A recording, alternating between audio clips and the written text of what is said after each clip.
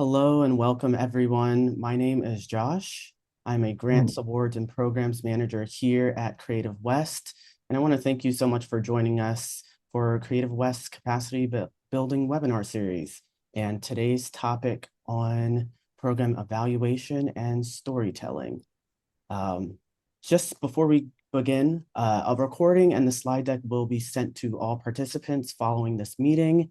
And at the end, we'll share our feedback survey. So while you're here today, if you do have a moment at the end of the session, just please complete that survey because your responses help us improve the series and just focus on topics that matter most to you.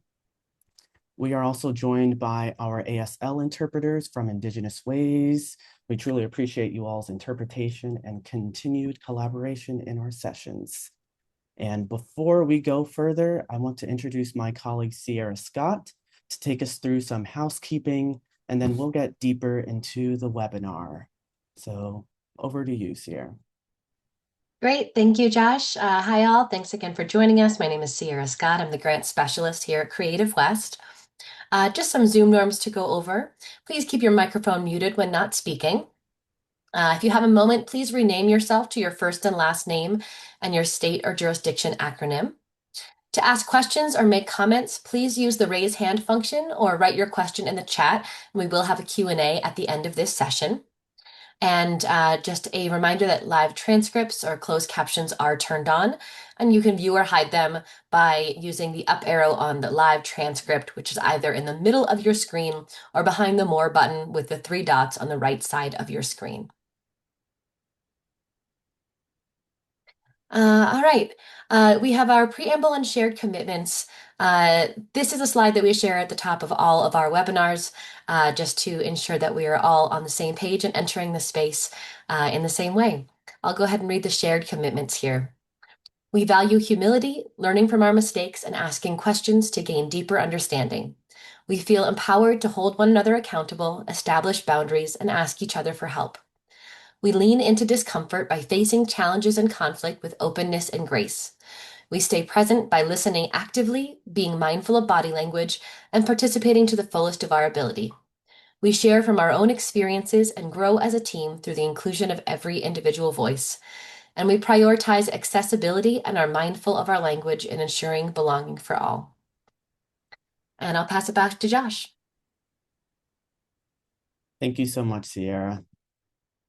So if you're new here or just want a refresher about this webinar series, this webinar series is a part of the organizations track, and we'll be focusing on program evaluation and impact storytelling, how we collect data, make meaning from it, and share the story of our work. And so this is a part of the fiscal year 26 capacity building webinar calendar where we have responsive learning series for individual artists and for organizations. And so this one is for organizations. And with that, I'm excited to introduce today's guest speaker, Anh Thang Dao-Shah. And Anh carries a PhD in American Studies and Ethnicity from the University of Southern California in Los Angeles, and has 10 years of experience in research and evaluation with a special focus on the cultural and healthcare sector. And her consulting clients include the William and Flora Hewlett Foundation, the Kenneth Rainin Foundation, Grantmakers for the Arts, California Council for the Arts, and just other city governments and foundations. And most notably for us, she works with the Wallace Foundation, and Creative West is actually administering a grant program sponsored by Wallace. So we are currently working with Anh around evaluation and research. She's also served as the Senior Racial Equity and Policy Analyst at the San Francisco Arts Commission, where she led the agency to pass the first Racial Equity Action Plan in the city and county of San Francisco. So as you can probably gather by now, Anh is a woman with a lot of wisdom, and she's just a great soul to be around. So without further ado, please give a warm welcome to Anh. And I'll welcome you on. Over to you. Hello. Hello, everyone. Good afternoon. Thank you so much for joining us here today. Thank you, Josh, for inviting me. It is always a pleasure to talk about data with people that I think would benefit the most from data. Oftentimes, data evaluation is held by, consultants and evaluators. When it is collected by the people who are deeply rooted in the community for the communities that they work for. So let's move to the next slide. I want to help frame the session objectives, help frame this session about how we think about data and evaluation, because there's many different ways to approach this work. So I would like to start by laying the groundwork to help us understand different data types, understanding that data to work with data, it is not just about collecting it, but it is also about analyzing and then how do we share back to the people who are going to benefit from the data itself. I would like to talk a little bit about bias so that we can build our critical thinking that data is never objective, that it has many different angles, and that we need to approach it with care. And then the ethics of it, like why are we collecting, how are we collecting, and who benefits and who is being harmed by the data that we collect for our own evaluation. Next slide, please.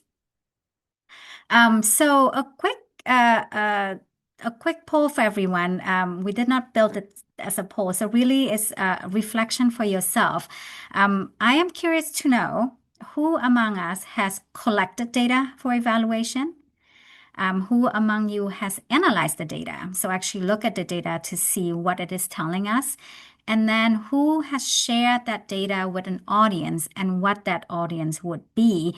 And we do have a chat. If you, I'm actually most interested in the last question. So who is usually the audience that you have shared the data with? If you have shared data before, and I would love to, I think we have one of the Creative West members who is monitoring the chat. I would love if you could highlight some of the audiences that folks have shared the data with.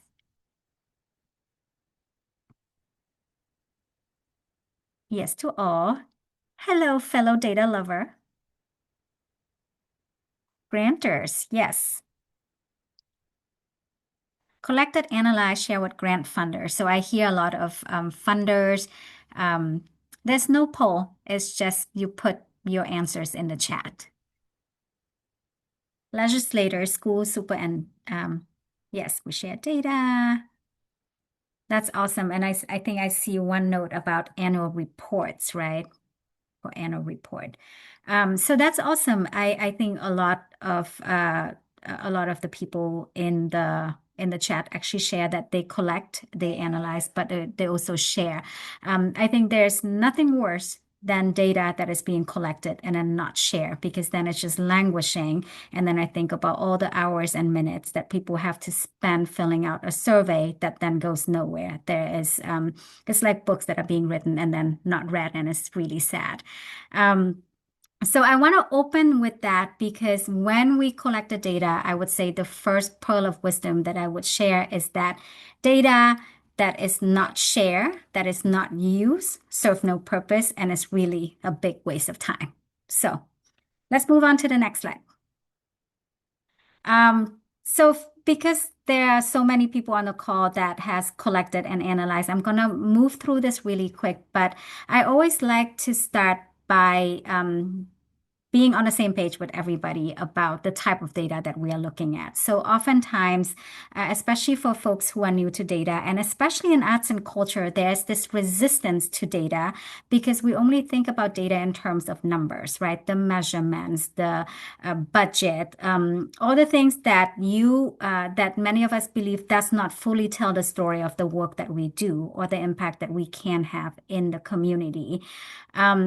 So data is both quantitative and qualitative. And qualitative data is actually less collected because it is so much more difficult to collect qualitative data. It is harder to collect in a survey. It is harder to analyze. It takes a lot more work to understand qualitative data, but it is together, it is the numbers and the stories that you can glean from qualitative data that really allow us to fully understand a situation, a problem, and the impact that we can make. And then there's also the structured and unstructured data. I'm actually a very structured data expert, so that is my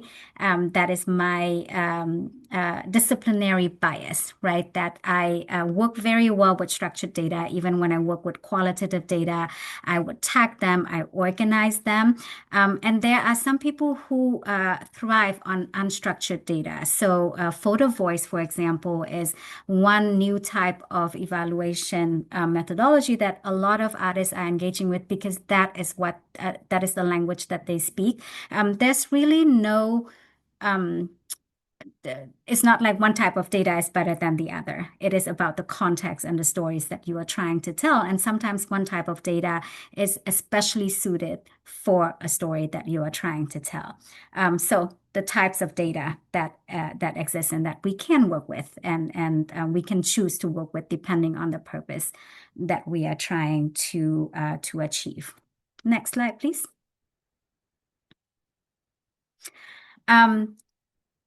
Also, a grounding slide here to make sure that we are on the same page. So I said that my biggest pet peeve is data that is collected and then not used because data should have a life cycle. And without this full life cycle, then again, we have data that is languishing and it's kind of sad. So a lot of us think very much about collecting data, right? The first question that I have that I receive when I talk to people that I am an evaluator and a researcher is how do I draft a survey? And the question that I always ask back is, what are you planning to do with the answers that you are going to receive from your survey? Because unless you start at that beginning, right, of why you are collecting, what's the point of collecting the data? So a few things here that I would like to focus on. One is the collection, right? That in my opinion is actually the easy part. There are many tools right now, free, low cost. There's AI, love-hate relationship with that, but there are many tools that you can use in order to collect the data. One question that oftentimes smaller organization or individuals collecting data do not ask is, how am I going to store the data? And I will have a whole section later in this presentation about data safety, because in our time and age right now, data can be easily collected and it can also be easily be misused if it is not stored properly. So do you have a place? Do you have a database? Do you have the tools? Do you know how to encrypt the data? Do you have a safe place where you are going to store the data and also keeping it accessible so that you can actually use it? Then it is analysis, right? So how are you detecting the patterns? How are you identifying the trends? And what kind of meanings are you going to make with the data that you have?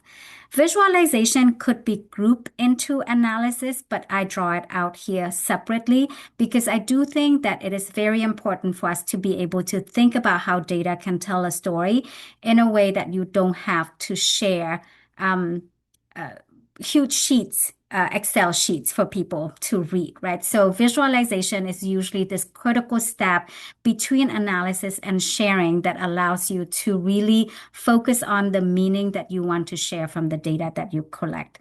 And then sharing. I think a lot of organizations usually use data in order to tell the story for impact, to attract more resources, and that is a very important source of funding.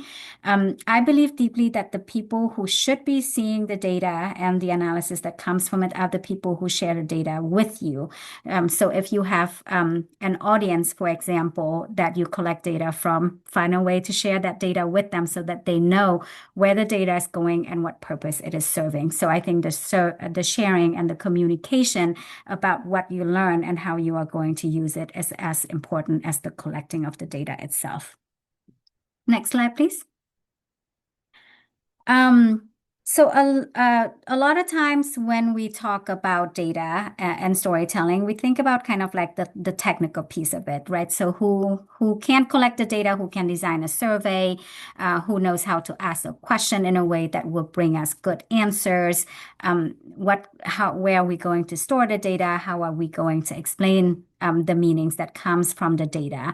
I think another piece that we rarely talk about is critical literacy, right? And this is where we understand that even with the best of our intention, the data that we can that we can collect usually is biased. It comes from certain sources. It comes with a lens. And how do we identify, highlight, make clear those lenses so that as we analyze the data, we know that there are the questions that needs to be asked. I would also like to focus a little bit on the power dynamic in data practices. As representative of organizations or as artists, you are usually being asked to provide data by a funder, for example. There's a power dynamic in that might prompt you to collect data in a way that shows your organization in a certain light. That might prompt you to ask the question in a certain way from the audience, from whom you're seeking the data. So there's also that power dynamic that might inform how you collect and analyze that data. And then finally, the ethical concern and community impact. And I think this works. This is more applicable to bigger organization that collects data at the community level. How are you sharing the information about the community in a way that preserve their agency, that makes sure that you empower them, that allows them to use the data to advocate for themselves?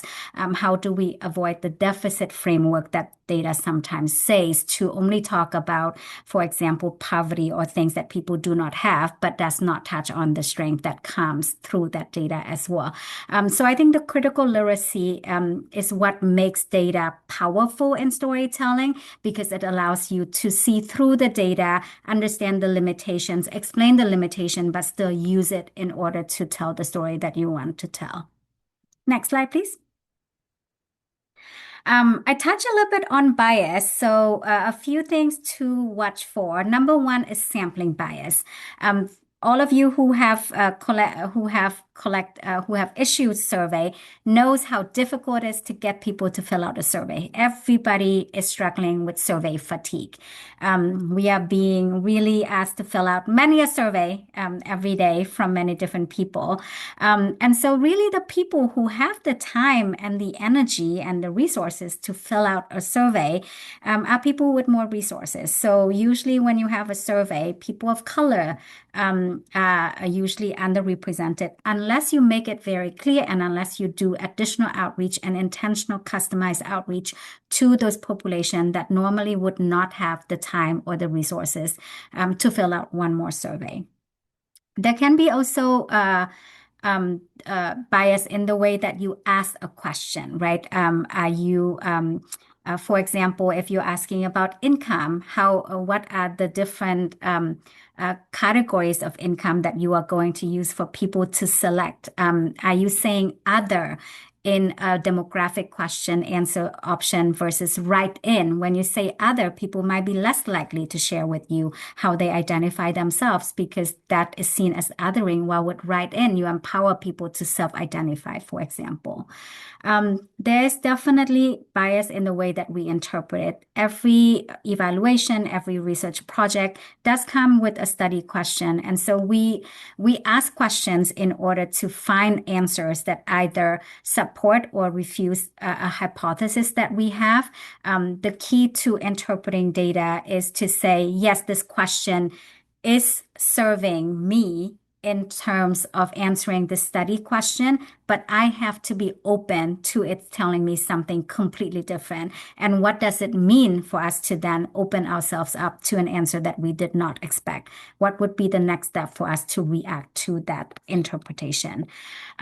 We have visual choices, and I have some fun slides to show us how visualization should not be done. That's actually my favorite part of the presentation.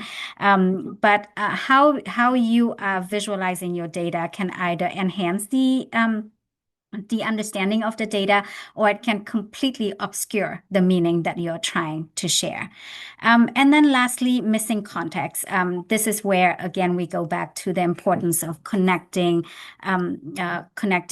quantitative and qualitative data, because sometimes a number without a story can tell a completely different story than, say, a set of numbers from a survey and a few anecdotes, right, that people might share from a different source or as part of the open-ended question at the end. So all data reflects the choices about what we want to measure, and we do have to be open-minded about what the data can tell us. Sometimes it is the surprise at the end that makes it worth it, because you learn something that you did not expect to learn.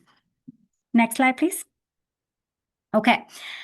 So before I go into a few examples of mine, favorite examples actually, I would like you to think about a time that you saw a chart, a graph, or a data visualization.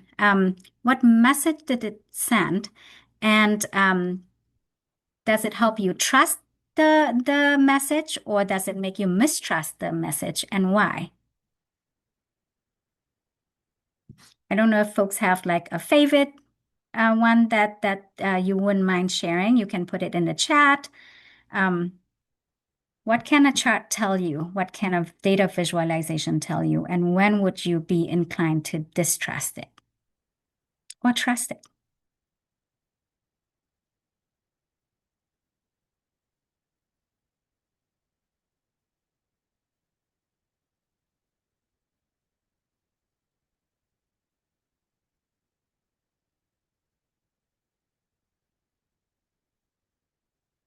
Maybe, let me go to the next slide and you can tell me whether you trust this or not.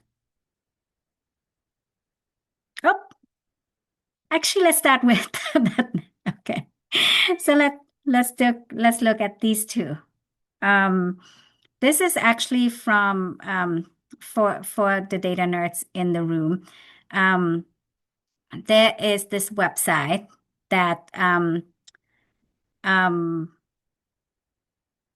gosh, I cannot, there's this website that I want to share. I cannot find it in my notes, but there's this website that is a collection of the most bizarre data visualization that you can see all over the world.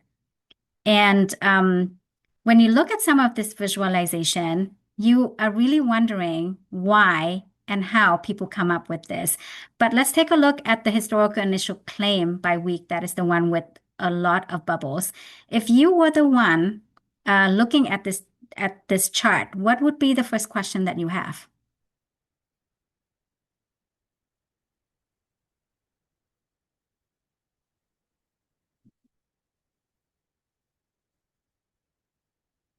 What are all the dots for? It's pretty but confusing. Exactly. Why are some labeled and why are some not? What do the colors mean? So at first glance, within the first 5 seconds, you probably have 5 questions about what it say, rather than aha, this is what it says. And that is the rule of thumb. If you look at a chart within the first 5 seconds, you must be able to at least glimpse that this is what it says.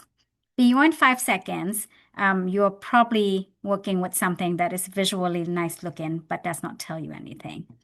On the right, you have a hollow pie chart, so a donut bar. Pie chart is the number one used chart by people who don't know visualization.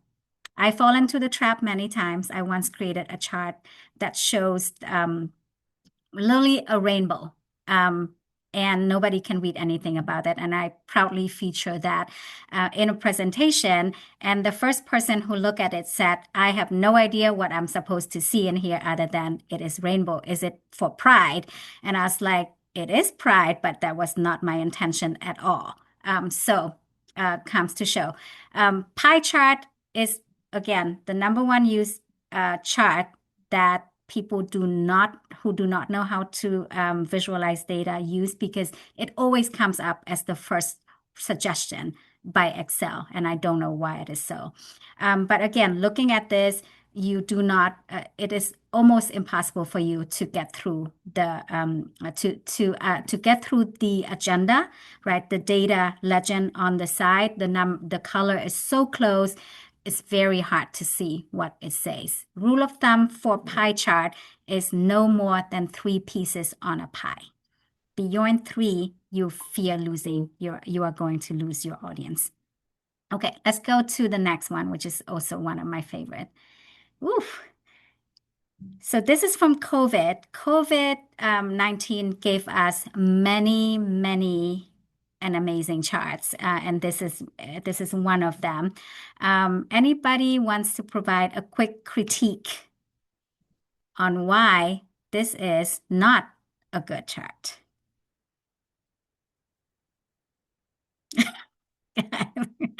Leanne, it is perfect for COVID. The flying spaghetti monster.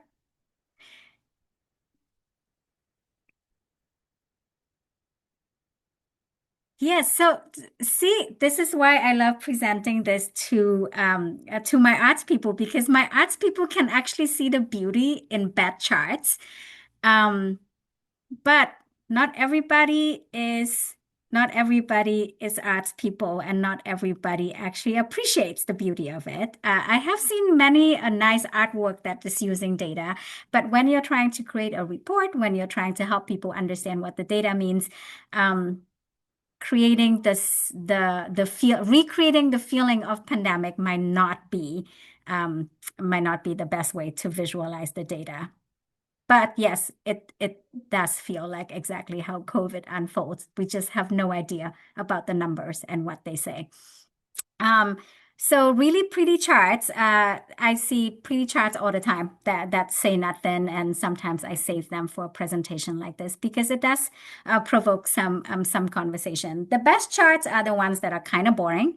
It's the 3-piece pie chart that allows you to see. Ooh. Yes, so I have seen a lot of the what is it called? The ones with the people, um, and then 2 colors, right? Because that is a very good way to represent population. I also really like bar chart, especially if you want to make a point, for example, about we created a bar chart last year. I did a bar chart to show the difference between the amount of grants that goes into San Francisco, Alameda, and Contra Costa, for example. 3-bar chart that shows you the tremendous difference between those 3 counties. So um, if you have a visualization, try to keep it to less categories. Don't use more than 2, 3 colors because then it becomes a little bit confusing.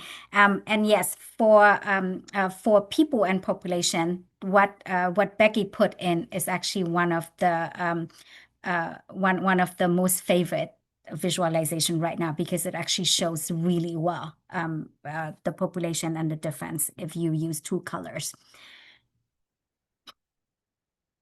Okay, how would you make this chart into something readable with the same data? So I think we have two axes here, right? One is the average number of deaths per day, and then the increase or decrease of that per day. You actually cannot put the same data into the same chart.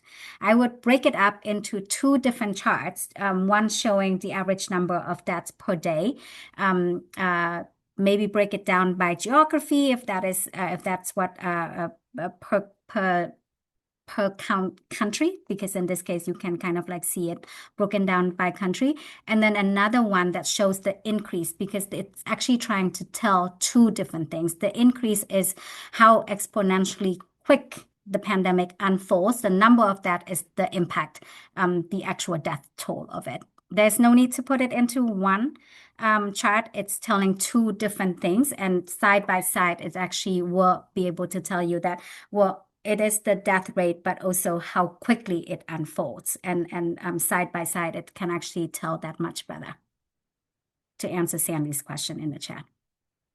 Okay. Feel free to put more feelings, reactions to the chat. Feel free to share charts and visualization that you really like. I also want to share a resource in the chat here that to learn more about visualization techniques, I recommend two websites and can plug it into the chat here that I also use all the time because sometimes you forget about all the different types of charts and visualization that you can use.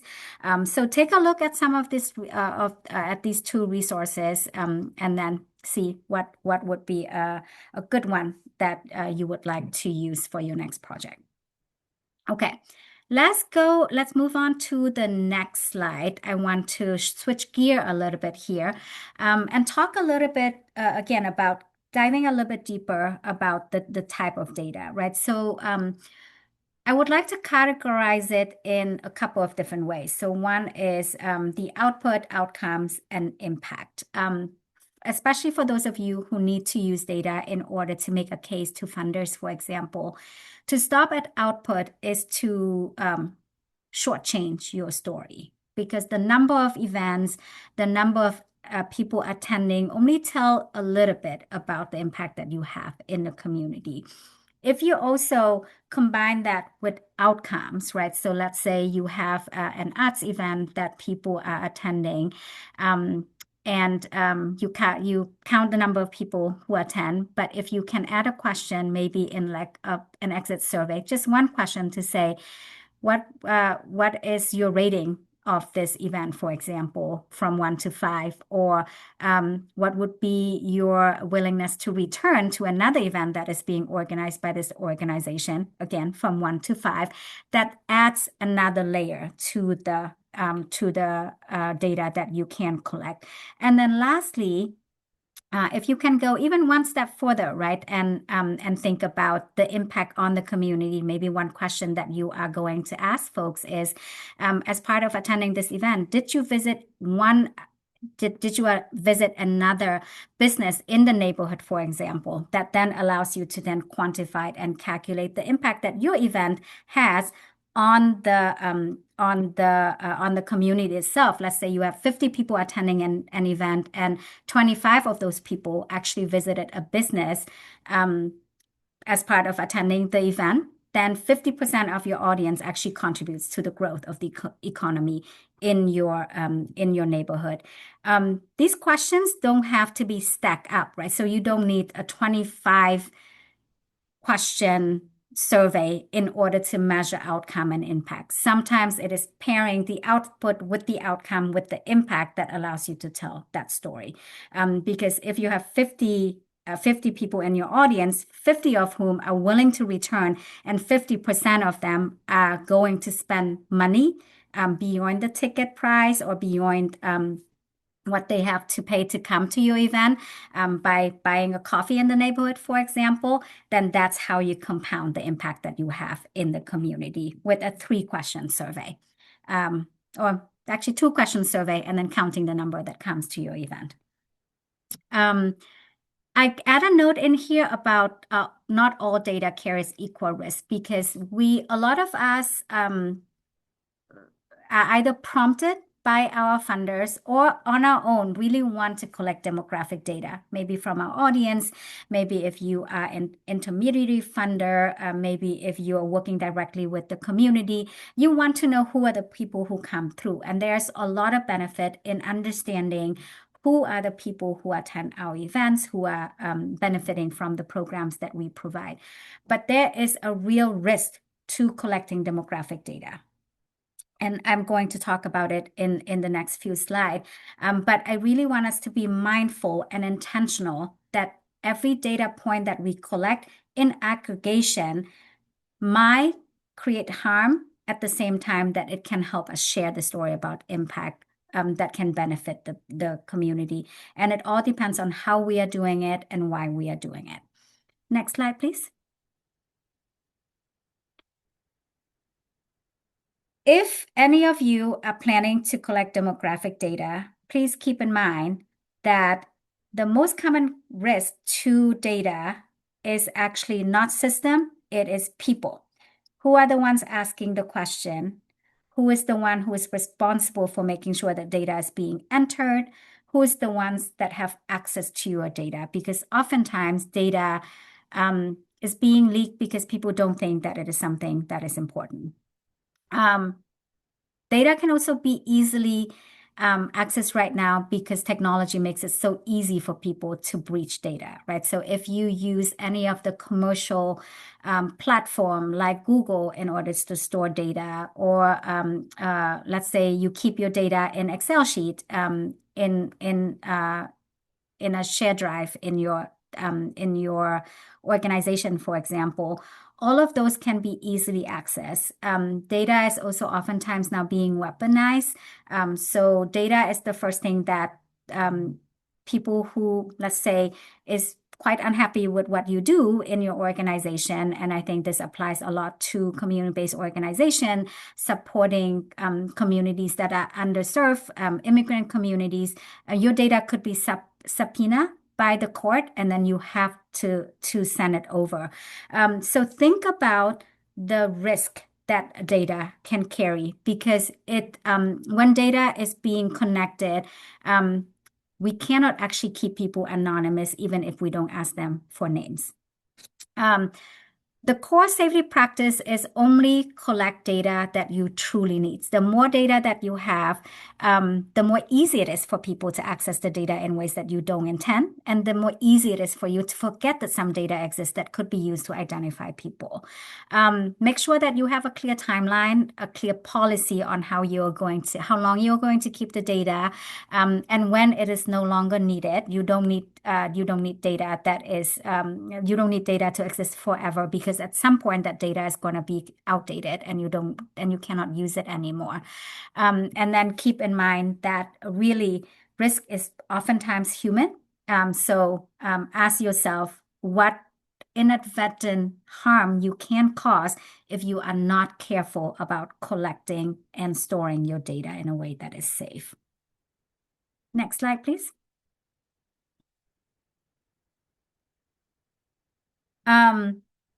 Because I said only collect data that you need, and that is the really number one guardrail to protect your data. There's also really downside to over collecting. Number one is survey fatigue. Imagine that you ask all of your audience to fill out a survey every single time they come, but nothing ever comes of the survey that you provide. Your program does not change. You don't report back to them about how you use the data. Maybe people constantly tell you that accessibility is an issue, but you don't do anything about that. Over time, less and less people are going to fill out your survey. Then there's storage limitation. It costs a lot of money to really properly maintain data. And so if you collect a lot of data, you need to think about where you are going to store it and how are you going to make sure that the data remains safe, and that increases your liability. And I'm talking about liability here beyond the compliance, right? I'm not talking about like, oh, like you are going to get in trouble. It is because you have a responsibility to make sure that the data that you collect from your audience is safe. And so the liability can really lead to harm to the community itself. So collect only what you need, when you need it, analyze it, act on it, move on. Next slide. Okay, I think I'm almost at the end here because I think I'm going a little bit over time here. A note on tool.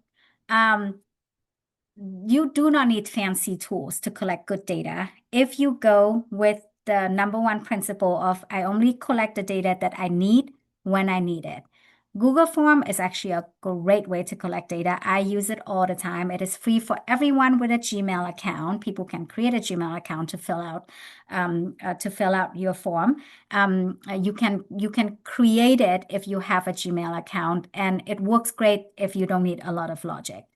SurveyMonkey is free if you keep your survey to 10 questions or less and up to 25 responses. So if you have a small event, small workshops, for example, you want to ask 3 questions, SurveyMonkey, you can sign up for a free account. You collect the data. It will even provide a suggested visualization for you. And SurveyMonkey, for whatever reason, loves bar charts. So the the visualization is actually not bad. Okay. Next slide. I know that I sound like a broken record at this point about the safety of the data, but I think it is worth re-emphasizing that data is never truly fully anonymous, especially if you collect a lot of data, and it is a lot of data that touches on different aspects of people's life. Especially if you are operating in a smaller territory, a small town, for example, in an area where population is not very large. It is very easy for people to piece the different data points together in order to identify something. So that could really expose people. It can tell the stories about people that you might not be ready to tell yet. So again, back to the principle number one, collect only the data that you need and really think about how easy it is going to be for people without a name to identify a person if you ask a lot of data that tells people about who they are. So let's say you collect data from artists about their about the city that they are in, their race, their discipline.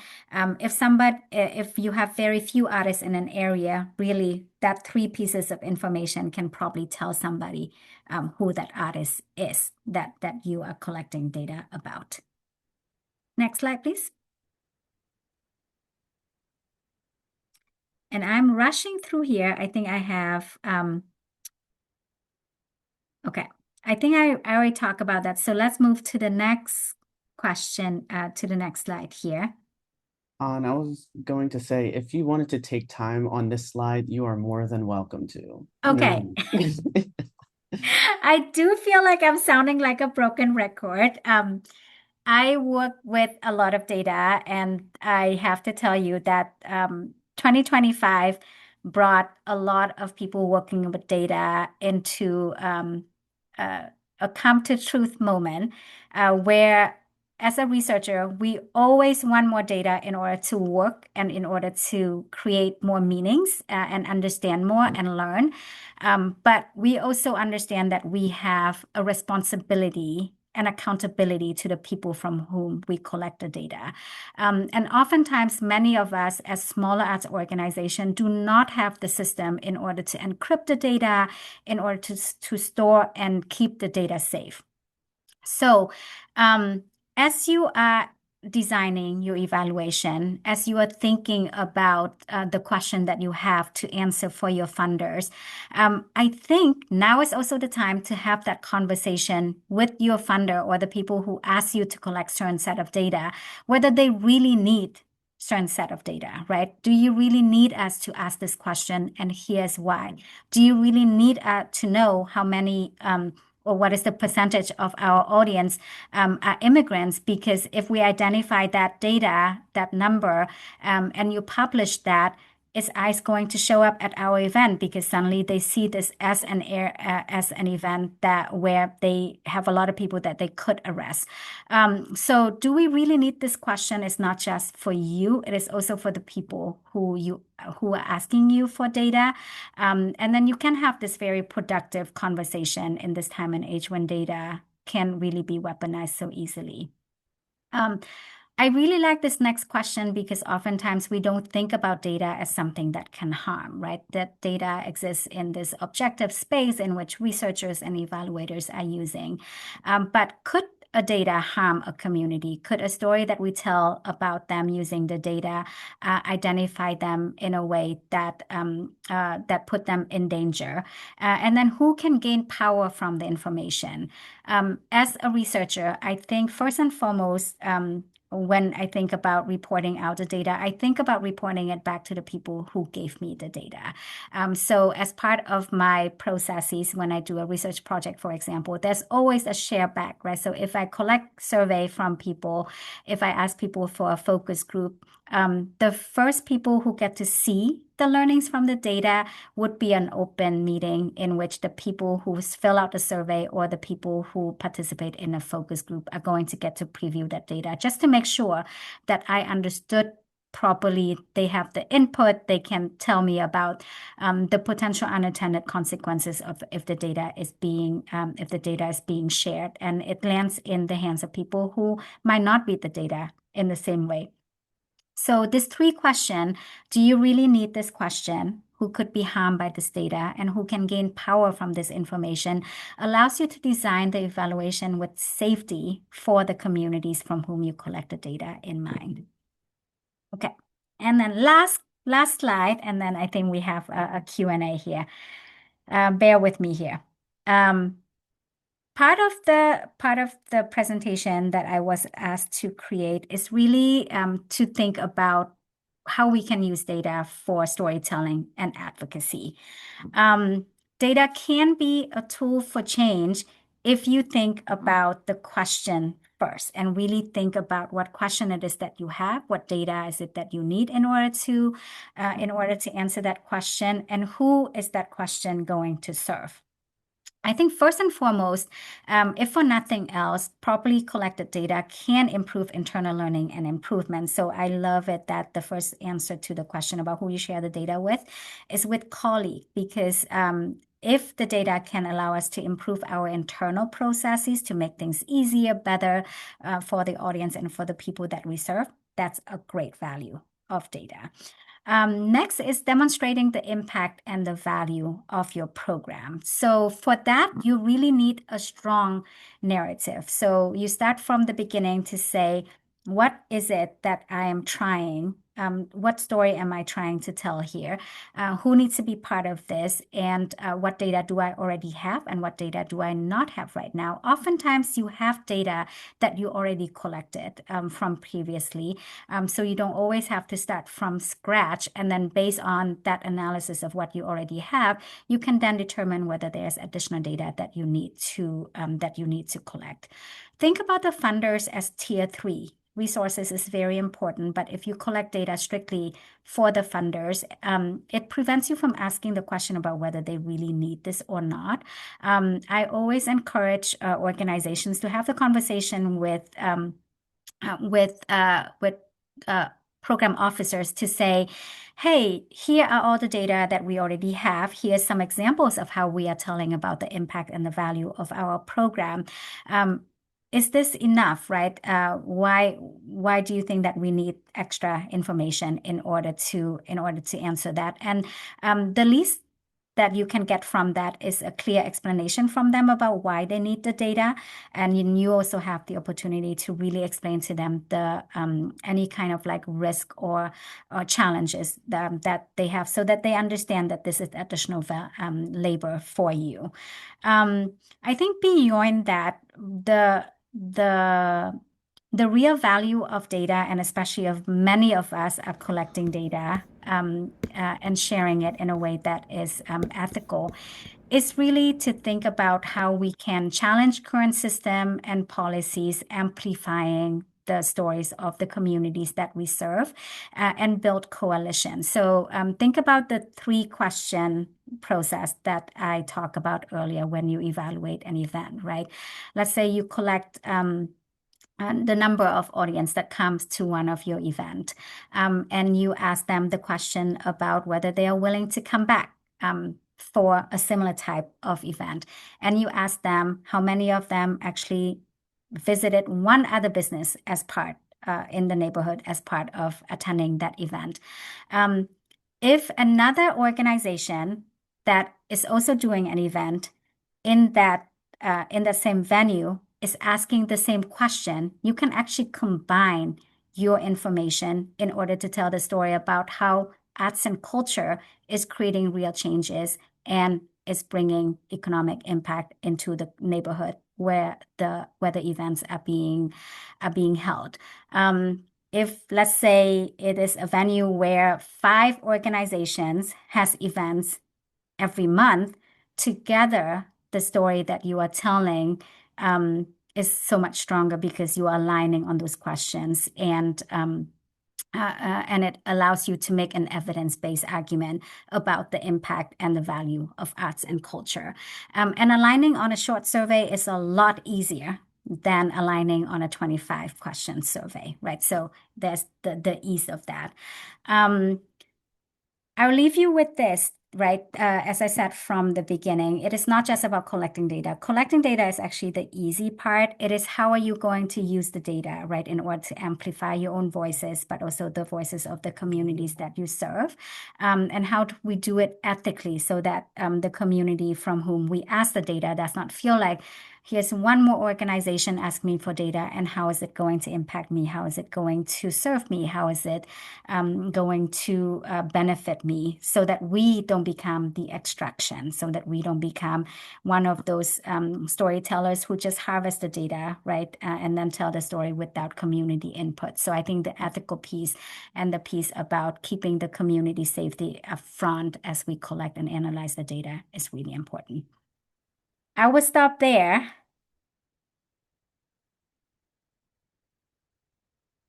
And then I take any questions, comments. I hope this was helpful, but also really love any reactions that folks might have. And I think, Josh, I think you are going to facilitate this next part.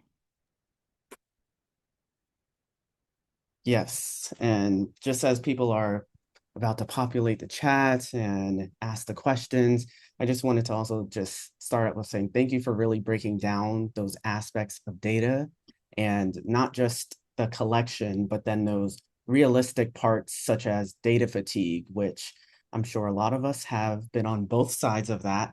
And then the aspects around privacy and protection, and then visibility, because again, I've been on both sides when I'm like, I'm filling out something and I'm saying, where's this data going to? And if I'm going to see it. And I've also had to collect information and I'm thinking, what are we supposed to do with this? Which is something we all should be asking ourselves throughout this data collection process. So thank you for touching on that. And as I'm saying that, I'm seeing some questions come in the chat. So let's read some of these.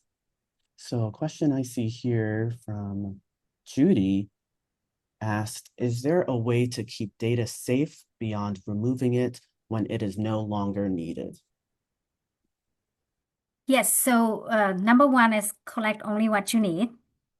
Number two is minimize the number of people who touches the data to only the people who have business touching the data, right? So, and this is not about gatekeeping. This is not about not being transparent, but it's really about being intentional about who is using the data for what purpose, so that you can actually truthfully tell the people from whom you're asking to fill out a survey, this is how we are going to use the data.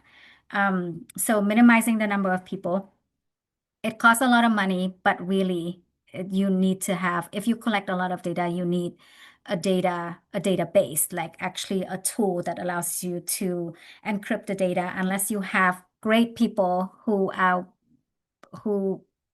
well versed in data encryption that is working on your staff. A tool has that built in already. And if you do not have that tool and you really, like many of us, are storing data in Excel sheet, I think the only way to keep it safe is to minimize the collection of data. I also oftentimes separate out the data that I have into different storage. So demographic data is being stored separately from income data, just to make it a little bit less easy for that data to like be just extracted as a whole and then used to piece together if I work with very sensitive data.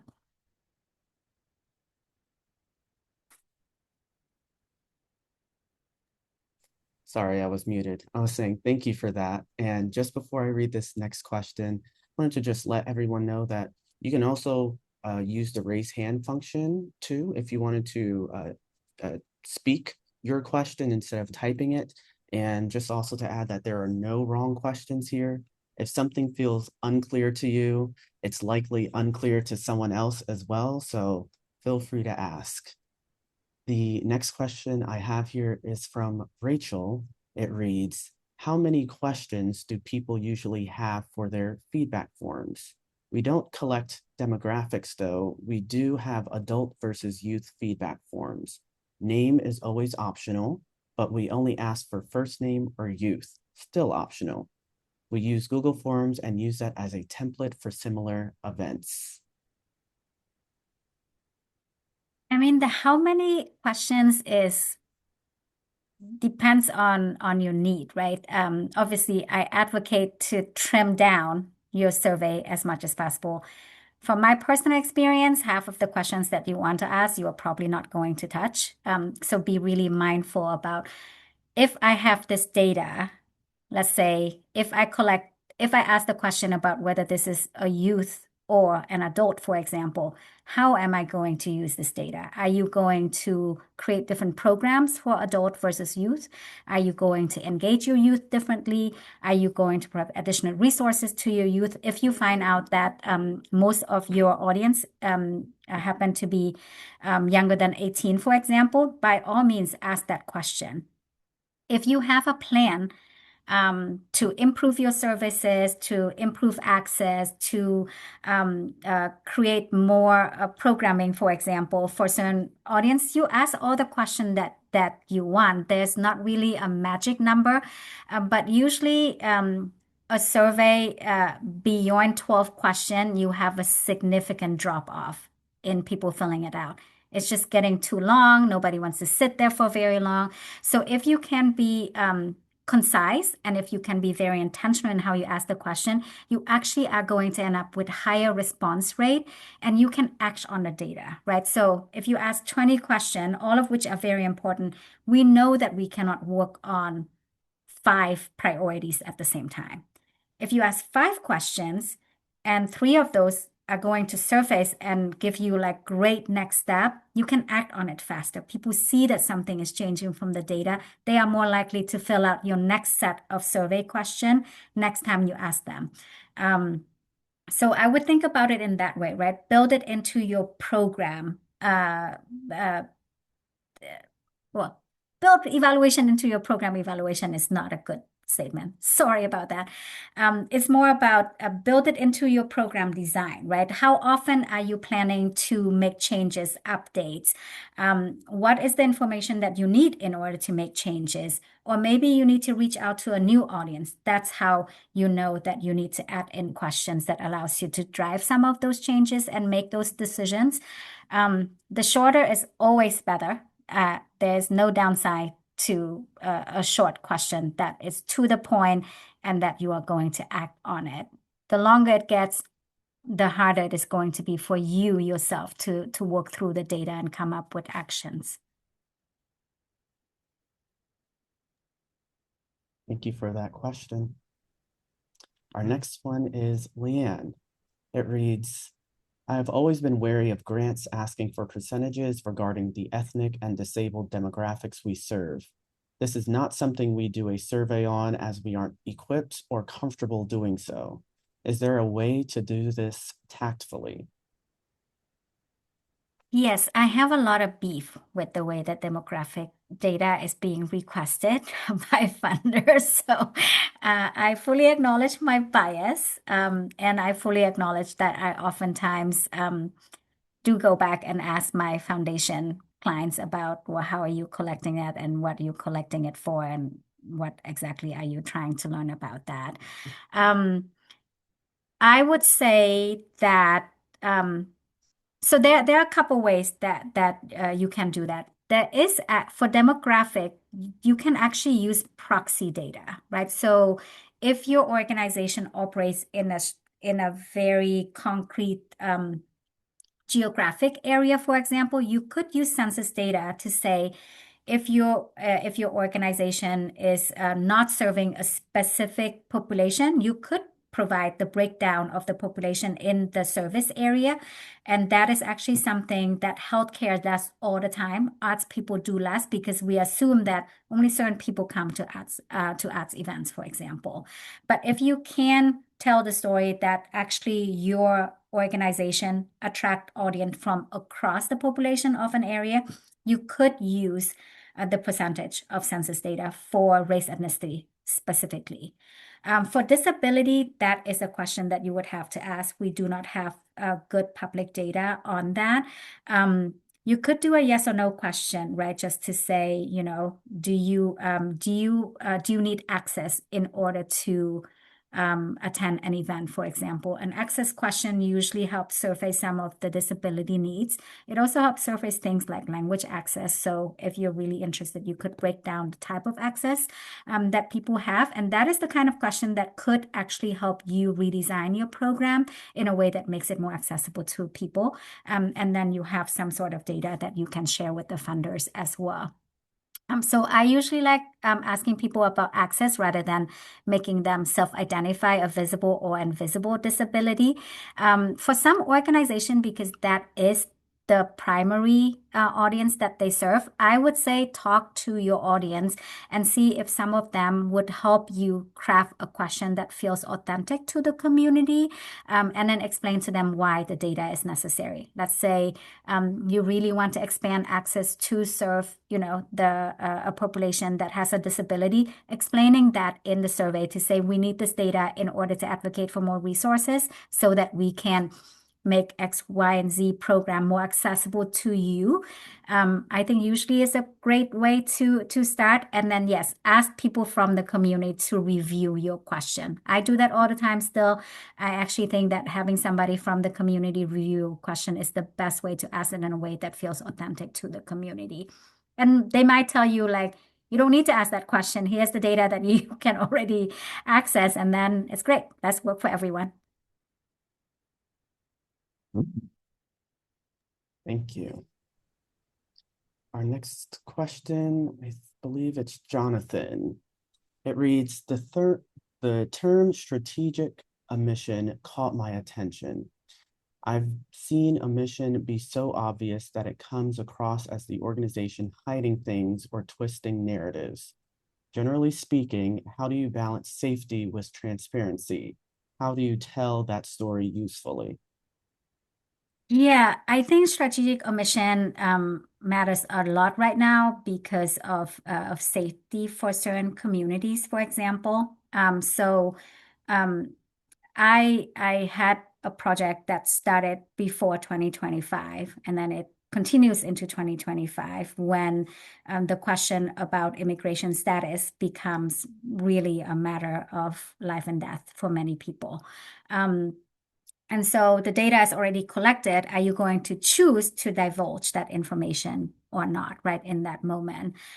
In general, I think for when you collect the data, if you can be transparent upfront about how you are going to use the data, and add in a couple of different check-in points with people about how you're analyzing the data, that will help answer a lot of questions. If the question does come up, and in that case, with that project, I did have the question about like, I thought you guys were collecting, information around immigration status, and there's like no analysis about that, like what happened to that question. I did answer that we have chose deliberately to not dig into that data because we were concerned of how the data is going to be used and how our analysis could be used to harm the community who share that information with us. If your survey is anonymous, people actually do not have the option to ask their data to be removed. Sometimes if you collect the data and it is not anonymous, people actually have the option to come back and say, hey, I don't want that data anymore. Can you please delete like my data from your data set, for example?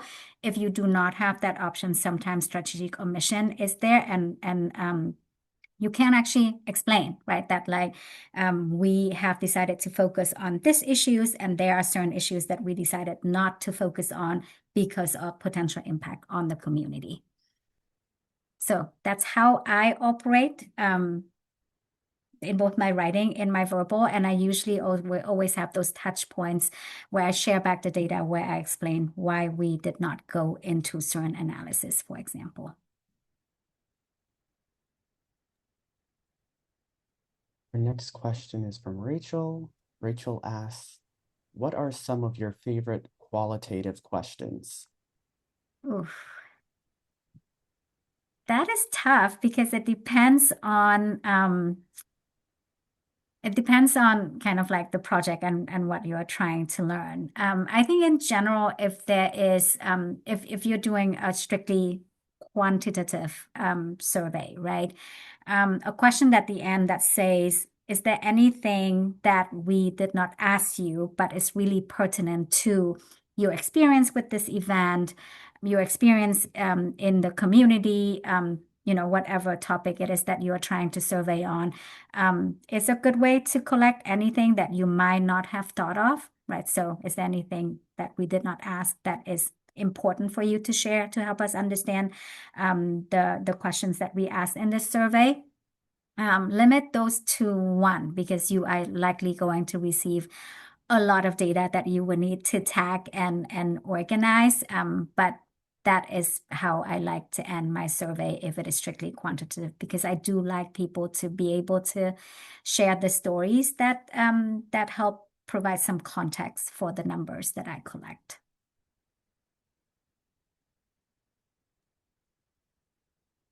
This next question is from Krista. I believe it's in response to the question from Leanne regarding the ethnic and disabled demographics. And it reads, but if your organization exists to serve specific demographics, isn't it important to know who you are actually serving? Or, for instance, with folks with disabilities, don't you need to know if they are participating in your programming? And if so, what their needs are? Yes. So if your organization actually serves people from certain racial or ethnic group or people with disability or immigrants, for example, you should ask some of people from those communities to review the question that you have. And for me, that the most common questions that I ask for review is actually around SOGI, so sexual orientation and gender identity, because sometimes the way that we ask the question that's changed. Certain categories become more mainstream, less mainstream for the community itself. So I always ask them to preview the question every year. I would ask somebody from the community to say like, hey, do these categories still stand? Is there a better way for us to ask the question?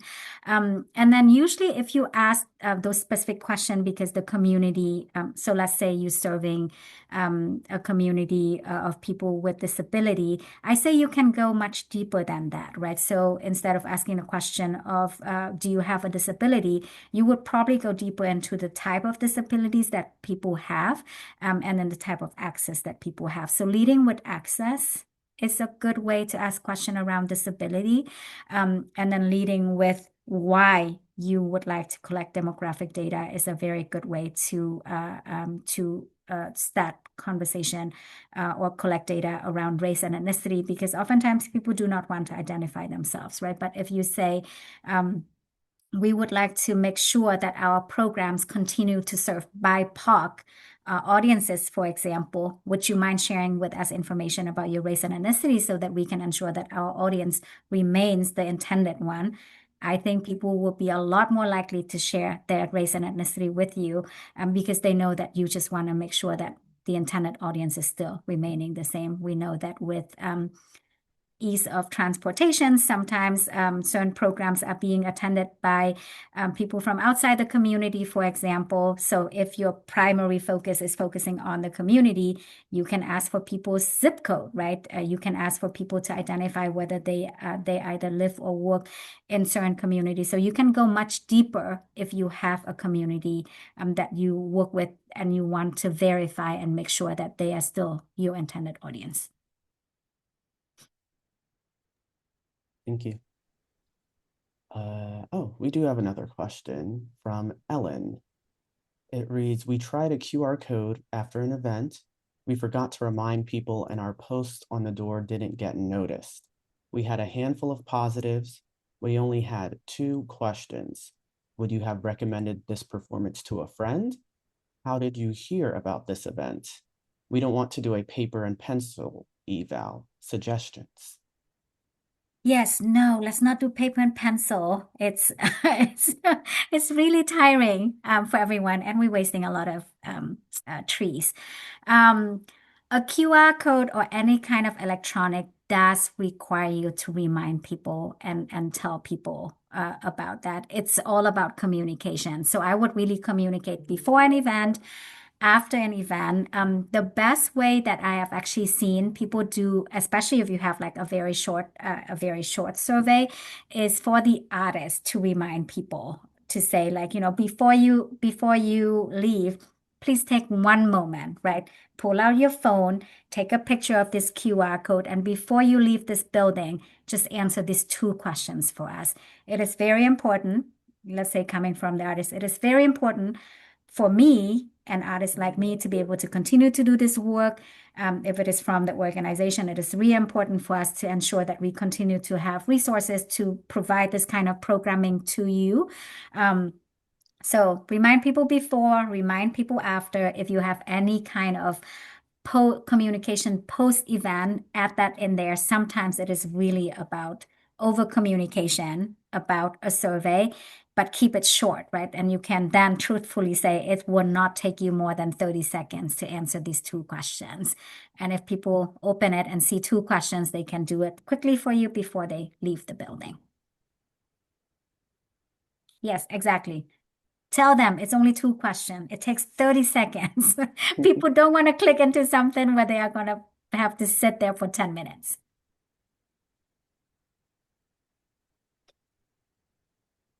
All right. Any other last questions? Going once, going twice. All righty. Well, thank you so much on so much for being here and so much for sharing so much knowledge. And just want to thank you for your slides and everything that you've been dropping. And if everyone can just drop some emojis and thank yous in the chat for our guest speaker on today. Thank you. Such a pleasure. And I hope that I have encouraged you to do more evaluation and did not discourage you. And yes, please keep it short. Key Yes. takeaway, keep it short. Thank you, everyone. Thank you, An. I'm going to share our screen again. And speaking of surveys, maybe I should have had An read this, but as we move into closing today's session, I want to thank you all attendees for just your engagement and continued support of Creative West and these webinars. We base a lot of our content off of you all, our audience, and we make adjustments based on you all too. So please take this survey. We'll drop it in the chat. We dropped it in the chat. And of course, I'll also send it in an email along with the recording and materials of this session. But just as an example, this session with An and this topic was brought to you by surveys from last year when we asked what the audience wanted to see. So we make those changes. And so, yes, so please take a couple minutes to do that survey. And next, please also consider joining our Currents newsletter. This information, or this just shares information and opportunities from our grants, awards, and programs team. You'll find grant opportunities. You'll learn about other organizations in our Creative West network, so not only us, and you'll have access to resources and also uplifting stories from the network, from our grantees and from our alumni who are doing the work. And we'll drop that as well. And next, for capacity building webinars on July 14th, 2026, our topic will be accessibility in practice. And we'll talk about tools to make artistic practice more inclusive and accessible.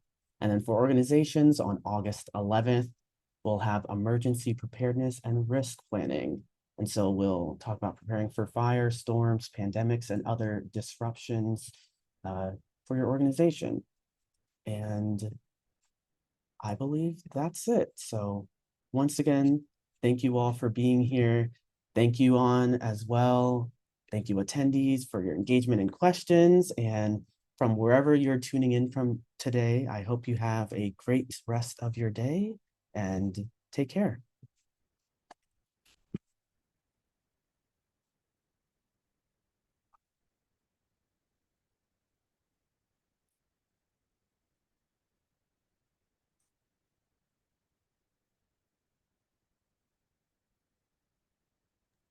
And thank you to our ASL interpreters. We appreciate you so much. Yes. Thank you so much for your presentation. It's been awesome. Thank you. And thank you all, team Creative West. You rock. Take care.